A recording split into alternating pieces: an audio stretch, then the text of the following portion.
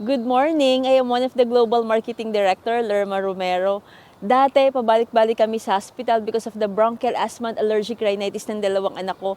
Mabuti na lang in 2017, I came to know lifestyles. Sobrang na-amaze ako kasi ako as a pediatrician, binibigyan ko lang yung mga anak ko ng mga synthetic medicines.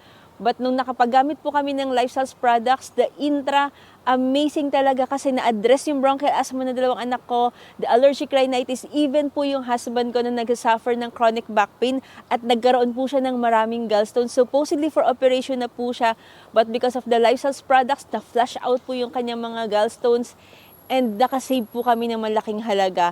Kaya kung kami po ay nag-benefit ng products ng Lifestyles, ako I encourage everyone na nanonood ng video na to use the Lifestyles products. Thank you so much and God bless everyone!